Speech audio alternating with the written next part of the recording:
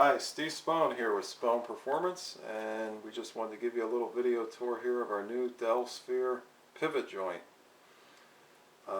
Basically what it is a combination of a bushing control arm and a spherical rod ended control arm, where you get the quiet, smooth ride of a bushing, but you get the bind-free rotation of a spherical rod end.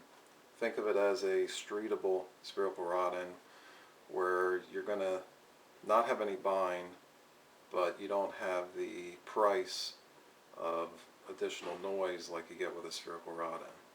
It's nice and quiet like a bushing, free to rotate like a spherical rod end. I'll show you the different components here. We'll start out here. We got a 4140 forged chrome Volley housing. That's forged all in one piece from chrome Volley, and then the forging is CNC machined. You can see we have our threads. Comes with a grease fitting. Has a snap ring on one end. This does have a machined lip inside of it. We also had the snap ring just as an additional safety feature. We have a heat treated washer that drops in against the snap ring. Gives you a nice flat surface for the bushing to ride on. The next component would be your Delrin bushing cups. These are CNC machined from Delrin. We have a heat treated chrome Volley spherical ball. That ball rides inside of the two bushing halves, like so. You can see I'll stand it up on end. This is inside the housing. And your ball, as you can see, is free to rotate, in this instance 360 degrees, but once mounted and assembled in the Dell Sphere pivot joint, you will have 28 degrees of available rotation, which is way more than what you would ever need. So that's how it works. It's just like a rod end. You got a ball free to move, but it's riding inside the Delrin bushing cups, so it's nice and quiet. So what you do is take one Delrin bushing cup half, drop it in there. You take your spherical ball, put it inside the Delrin bushing cup. Take your other Delrin bushing cup, put it over the other half of the ball. Now these do ship to you fully assembled. I just wanted to show you exactly how the Dell Sphere assembly looks unassembled. Then we have a threaded retainer ring that goes on this end of the housing. Housing is threaded. Stick that on there. Screw it on. We have our adjustment tool that has 4 pins, and they pop right in these 4 holes on the retainer ring. Let's tighten it down.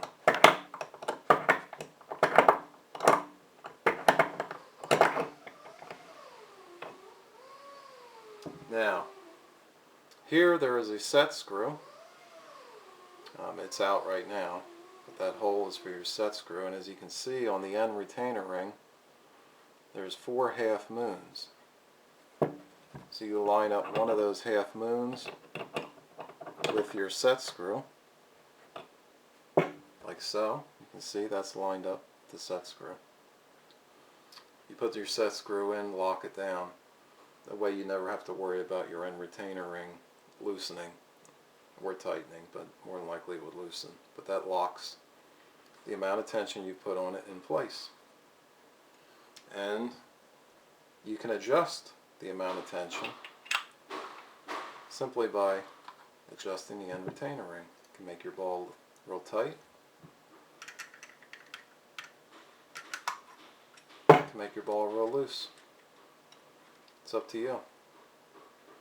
You can determine the amount of friction that you want on the ball. Generally we keep them pretty snug to where you can't move it by hand, because that'll move under load once it's mounted in the car. What that also lets you do is, if over time and miles some of the tolerances inside of here start to loosen up, you can simply unmount this from your car, loosen up your set screw, put your adjustment tool on here, tighten it up to the next hole, and you're good as new. You can't do that with a rod end. When a rod end loosens up, it's junk. Throw it in the trash, spend another $29.99 to buy a new rod end. With Dell sphere bushing, tolerances open up, tighten it back up, and it's as tight as it was the day it was new. It's also, you know, as you just seen, 100% rebuildable. We doubt that anything inside of here would ever wear out. The Delrin bushing should last the life of your car. But, of course, you could. Simply unassemble again, pop everything out, whatever you need new bushings or whatever, you could buy them from us, a couple bucks, pop them in there, and you're good as new.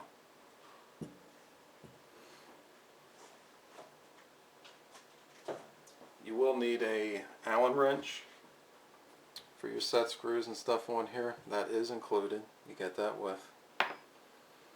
The adjustment tool is an option. You can purchase that from us right on our website. Doesn't matter if you have, you know, 1 Dell sphere end or 20 Dell sphere ends.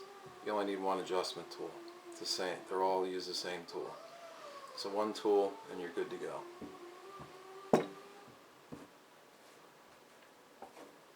Here we have one that's fully assembled. You can check it out. Comes with the jam nut. Of course, if you bought these, you know, on one of our components, control arms, torque arm, pin or bar, whatever, it would come complete, fully assembled, ready to install in the car. If you're buying just the Dell sphere end, this is what you get. You get the jam nut, you get the complete Dell sphere assembly, you get the Allen wrench. And as I said, the adjustment tool is an option. You only need one of them. So there it is, fully assembled. You can see this end. We got our machined edge, snap ring, flat washer. It's very strong. You never have to worry about anything popping out of there.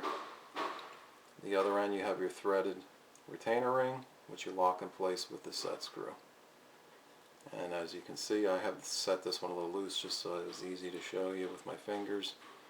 This is how it works. Your ball is free to rotate 360 degrees. Once mounted on the car, you'll have 28 degrees of available rotation before it would bottom out on each side.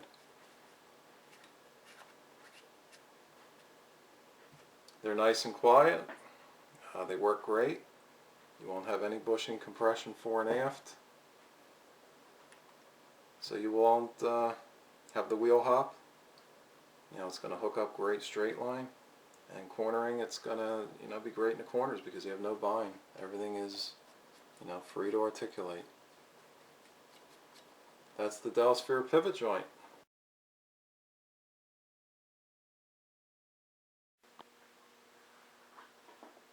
Okay, we've got a lower control arm here,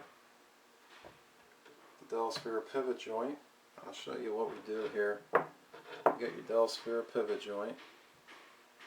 It's got a 3/4 inch bore through hole, and what we do for all different various applications, we just bush it down. We have these CNC machine through sleeves that goes through the bore. In this application, it uses a 12mm bolt, so we got 3/4 OD with a 12mm ID. Then we have CNC machine zinc plated spacers, slide over each side. That gives you your desired mounting width, in this case 2 3/8 inches overall, spacer to spacer. I don't know if I noted it earlier, but the forged chrome moly housings are all silver zinc plated also, so you never have to worry about corrosion or anything like that. They've got a nice protective coating on them. This will be mounted on the car, you know, either your chassis mount or your rear housing mount, in this case, since it's a lower control arm. And of course it's free to rotate 360 degrees. Spherical ball can rotate. And I'll give you a little side shot here. this is how it'll be working in the car. You can see you got 28 degrees of rotation from this point to this point, side to side, same thing up and down. 28 degrees of rotation, which is way more than what you'll ever get in your car. You're only going to be seeing about that amount of movement. In comparison, a spherical rod end gives you about 22 degrees of rotation. So you actually have about 6 degrees more rotation with the Dell sphere compared to a 3/4 inch spherical rod end. So that's how it works.